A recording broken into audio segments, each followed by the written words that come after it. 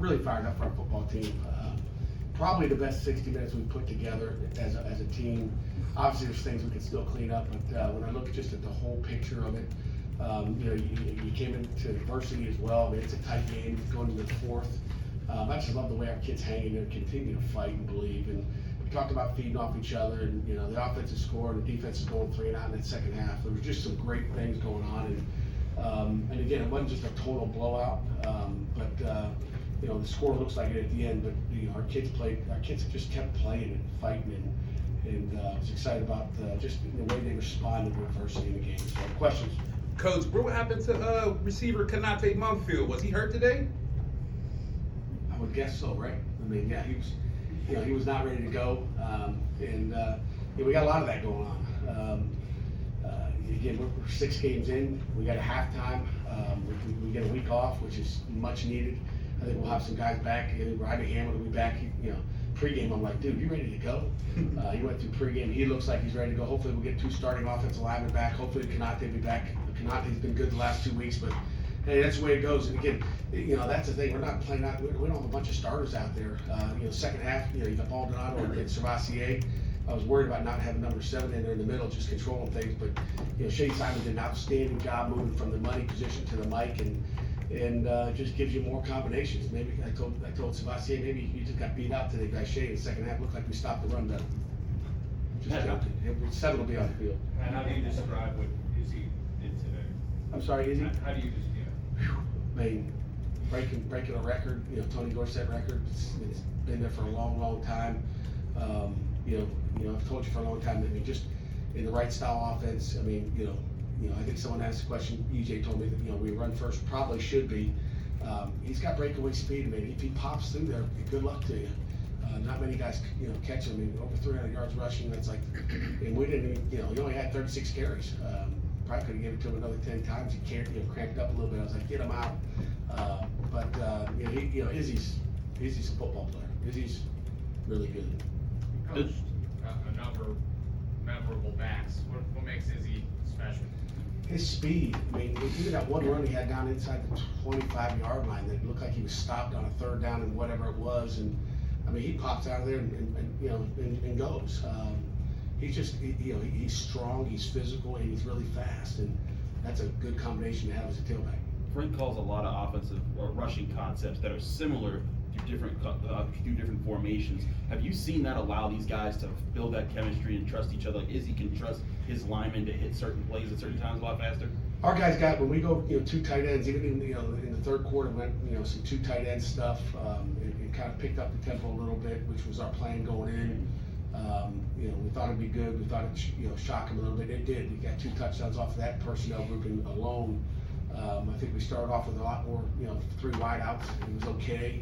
But we put the big boys in there and run it. That's what we're good at right now. And, last year we could throw it pretty good. This year we're just better off at just pounding it down your throat a little bit. And we just continue to see what we are personnel-wise and get some guys back healthy. Pat, last year you saw your quarterback really kind of burst onto the national scene and get some national attention. Do you feel like that's happening with your running back right now after his effort today? I think so. But we're just worried about winning football games. That'll 6 games in, we'll find out how he finishes. We've got 6 more ACC games to go, and we got to take them one at a time. We get to go to Louisville next, and after a much-needed open week, I guarantee you that. How would you assess how the defense has played so far this year? Just average at times. We'll look at the tape. First half, there's no reason. I've just never been around where we get the ball run on us. I'm not used to it. So we'll reevaluate where we were. I think we made some great halftime adjustments. We sat in there and looked at what we were doing, what they're doing. And again, they do a good job in the run game. Coach Rudolph, I think, is probably the run game coordinator and does a nice job. But there's just no, I don't like that. I don't like anybody running the football. So if you want to throw it, but don't let them, be two-dimensional. We let them run it in the first half. Second half, I don't know what they had yardage-wise, but we pretty much shut it down in the second half. But they can't do it in the first half. Pat, how do you assess Keaton's day? It seemed like he had a hard time seeing the field. A couple open guys that he was passing up and still checking down. How do you guys get him back on? We'll figure it out. We got to get him. We got to get him. We got to make him better. We got to make him better as coaches, and so we'll look into that. I got some ideas, and we'll figure that thing out. Pat, is he going for as many yards and his touchdowns as he did with essentially 4 offensive linemen either out of place or reserves? What's that say about the depth of that position? We think we're pretty deep there, and again, the scheme's obviously good. Coach Signetti and Coach, Warbley do a great job, and, Coach Powell, just with, what do we want to do run-wise, and again, just the bigger people in there, we got, more explosive things. I mean, maybe we should start off with, 2 tight ends and 2 backs earlier, we kind of mix around and talk at halftime, what do we want to do, and, we did some great things in the second half. Again, good job coaching by our coaches in the second half. You've had Branson now start left tackle the last 2 games over Carter. Your thoughts on how he's done? I think he's been pretty good. I mean, his nickname is Big Baby, so he's a young baby, and they're starting left tackle, protecting the quarterback's back, and I think he did a solid job. We'll look at the tape and see, but when you run the ball like Izzy ran it today, it's about the offensive line. And, we talked about hog pride, and the Hogs got it done today. What do you see? And I don't think, did we give up a sack today? I don't even know. One, give up a sack, so, on the third down. On John Morgan's forced fumble, what did you see from him? He's been the guy that's led you guys in the jungle pregame warm-up. How's he been? He loves that jungle. He loves it. He loves it. I told him, make sure you don't pull a hammy in the jungle. Okay? That's be our luck, getting hurt in the jungle, because he gets fired up. You should have seen him, pre-season. So, just warming up for it. I was like, holy cow, this guy's gonna get hurt. John Morgan, was a great play up by him. You don't usually see a 270-pound linebacker, hitting the receiver down the field, but obviously it was decent coverage.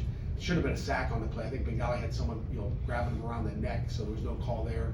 I was not happy with that, but I was obviously happy with John Morgan's hit on the receiver, and that turnover was big time. When did you realize that Izzy was gonna have a special day, and what the record was coming into the game? We're not looking at any records. We're just trying to win a football game. I had no idea about the record. EJ told me after the game, we're just trying to, we know Izzy's a good football player, so every week he has a chance to if we get him 36 carries, he's got a chance to break the 200-yard mark, and again, he pops through there, you don't know what it's going to be.